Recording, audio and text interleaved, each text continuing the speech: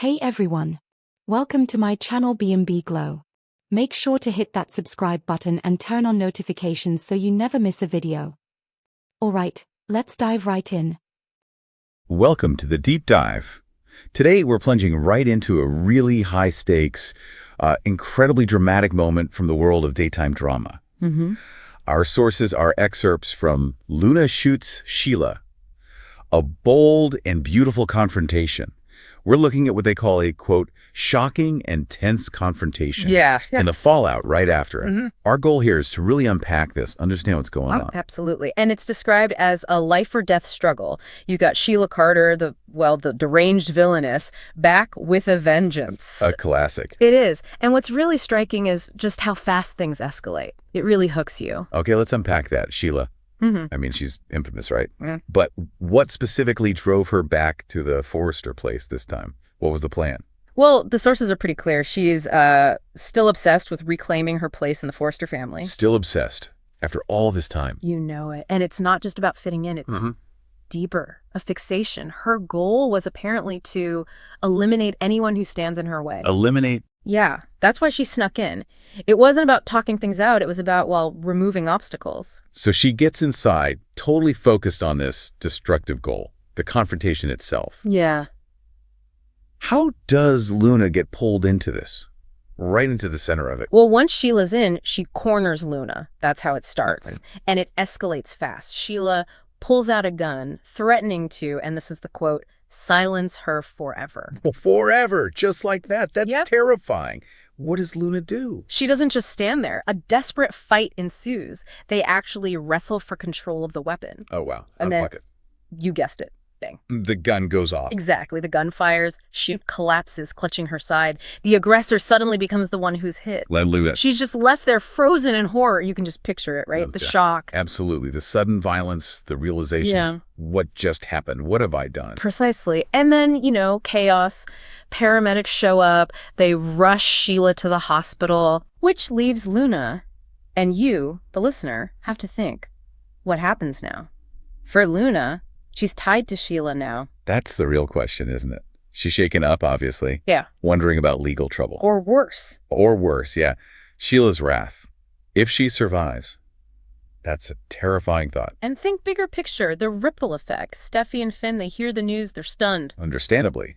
They've lived with the Sheila threat for so long. Exactly. And Ridge, he vows to protect his family at all costs. It's not just a line for him, it's their reality, this constant state of alert. So where does this leave things? The source asks those big questions, the ones driving the story forward now. Yeah. Will Sheila survive yet another brush with death? I mean, she always seems to. It's her trademark, almost. Right. And if she does, will her revenge be more explosive than ever? The stakes just keep getting higher.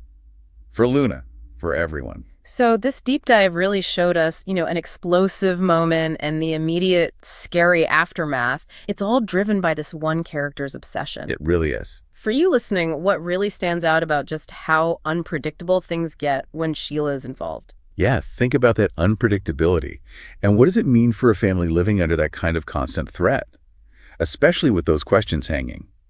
Survival, revenge. It gives you a lot to think about. Consequences, obsession, and how these characters just keep going year after year. We're diving into some truly wild insights from our source material today. Let's call it New Note. It reveals this family drama that's about to just explode, taking a really shocking turn. We're talking a struggle, a gun, and, a very unexpected victim. Our deep dive today is centering on this big confrontation. It involves Luna Nozawa, Sheila Sharp, and Steffi Forrester, all happening at the beach house. Yeah, and what's truly fascinating here, maybe the biggest twist, is Sheila's role in all this.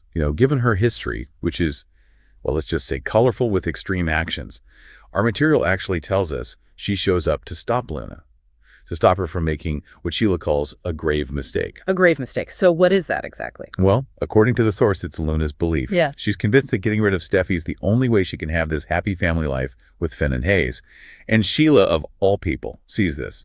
She recognizes Luna has, quote, gone off the rails. Yeah. And genuinely doesn't want her to shoot Steffi. Hold on, wait. Sheila, playing peacemaker. That's almost unbelievable, isn't it? I mean, what's really driving her? Is it like a genuine change of heart? Or something more strategic, given her own history with Finn?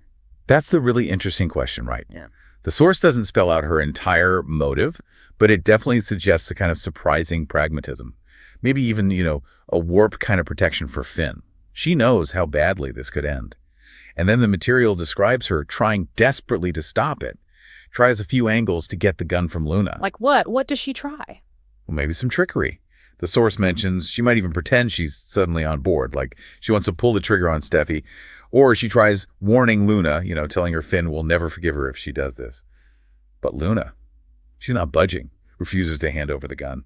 Okay, so talking isn't working. What's Sheila's next move? This sounds like where things really escalate, where those unintended consequences kick in. Exactly. She takes drastic action. The source is clear. Sheila makes this desperate dive for the gun. And in that struggle, well, the weapon goes off unexpectedly. It's just pure tragic irony. Apparently, even Luna herself is stunned when the shot rings out, and it hits Sheila right in the abdomen. Oh, wow. So Sheila gets shot. Yeah, Sheila gets shot. The source says she looks like she's about to collapse. This whole confrontation just turns bloody right there.